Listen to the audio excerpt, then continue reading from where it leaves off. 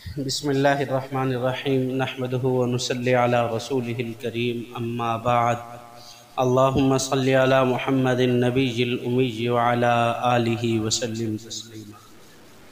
احباب گرامی، آج ہمارا یہ سراجی کا آج 10واں سبق ہے۔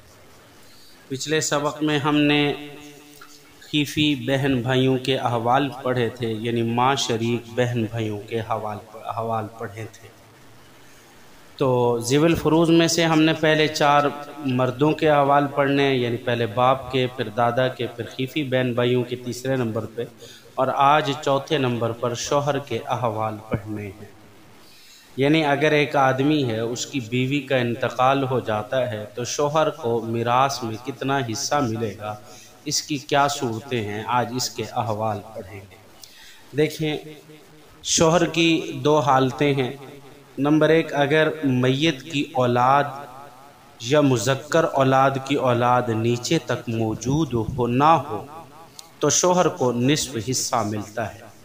یعنی مرنے والی کی عورت مرے گی تو اس کی کوئی اولاد نہیں تھی، یا اولاد کی اولاد مثلا پوتا وغیرہ کوئی نہیں تھا، تو اس صورت میں شوہر کو نصف ملے گا، یعنی بیوی کی تمام جائیداد میں سے اس کو آدھا حصہ ملے گا۔ بیوی جتنا جائیداد چھوڑ کے مری ہے، جہیز کا سامان بھی بیوی کی جائیداد میں شمار ہوتا ہے، تو اس کا نصف حصہ وہ شوہر کو ملے گا۔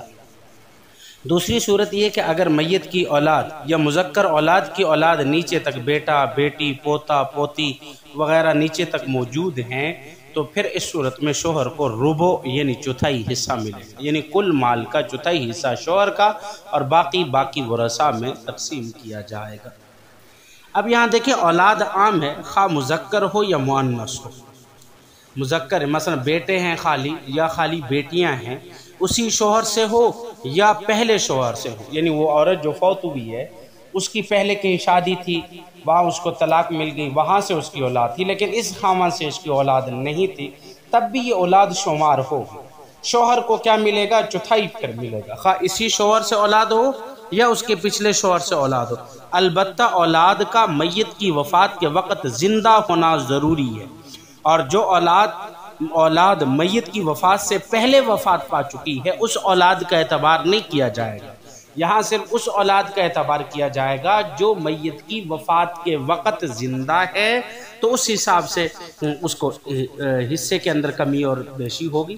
اگر اولاد زندہ ہے تو شوہر کو پھر اس صورت میں ربع، اور اگر اولاد نہیں ہے یا اولاد تو تھی لیکن ماں کے مرنے سے پہلے اولاد کا بھی انتقال ہو چکا تھا، اب اگر یہ عورت کا انتقال ہوتا ہے تو اس صورت میں اس کے شوہر کو نصف حصہ ملے گا، ربع نہیں ملے گا۔ یہ 4 احوال تھے جو ہم نے مختصراً شوہر کے بیان کیے تھے۔ دیکھیے ذرا اب عبارت کی طرف دیکھیے، یعنی یہ 2 احوال شوہر کے تھے، ٹوٹل ہم نے ذوی الفروض کے 4 صورتیں 4 بیان کر دی ہیں۔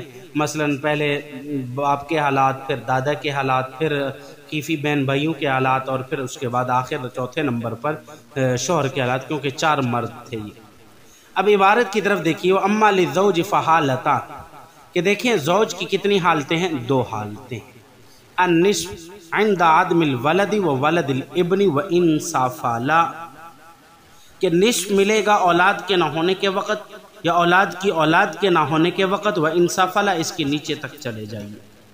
والربع، اور ربع ملے گا مع الاولاد او ولد الابن وان سافلا، کہ یا اس کی اولاد موجود ہو یا اولاد کی اولاد موجود ہو، تو اس صورت میں شوہر کو کتنا ملے گا؟ ربع ملے گا۔ اچھا، شوہر کو نصف اور ربع ملنے کی دلیل کیا ہے؟ کہ اگر کسی کی بیوی فوت ہو جاتی ہے اور شوہر کو نصف ملے گا یا ربع ملے گا، اس کی دلیل کیا ہے؟ دیکھیں قرآن مجید میں آتا ہے وَلَكُمْ نِصْفُ مَا تَرَكَ أَزْوَاجُكُمْ إِن لَّمْ يَكُن لَّهُنَّ وَلَدٌ وَإِن كَانَ لَهُنَّ وَلَدٌ وَلَكُمُ الرُّبُعُ مِمَّا تَرَكْنَا، اور تمہارے لیے تمہاری بیویوں کے ترکے کا آدھا ہے اگر ان کی کوئی اولاد نہ ہو۔ إِن لَّمْ تَكُن لَّهُنَّ وَلَدٌ، اگر ان کی کوئی اولاد نہ ہو، اور اگر بیویوں کی کوئی اولاد ہو تو تمہارے لیے ان کے ترکے کا چوتھائی حصہ ہے۔ وَلَكُمْ، रुबो तुम्हारे लिए कितना है, रुबो है, चौथाई हिस्सा है।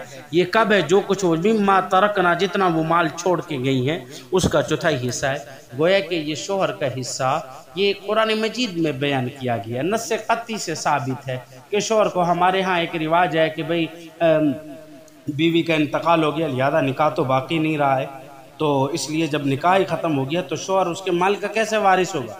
वो सारा जहेज़ का माल वो वालिदैन ले जाते हैं, बीवी औरत के वालिदैन उसको अपने पास रख लेते हैं, शोहर को कोई हिस्सा नहीं देते, हालांकि शोहर का भी हिस्सा है। और इसी तरीके से अगर शोहर का इंतकाल हो जाए तो उसमें से बीवी को भी हिस्सा मिलेगा। और इंशाअल्लाह अज़ीज़ कल हम औरतों के जो 8 ज़िवल फ़ुरूज़ की औरतें हैं उनके अहवाल को बयान करेंगे। जज़ाकल्लाह। अस्सलामु अलैकुम व रहमतुल्लाहि व बरकातहू।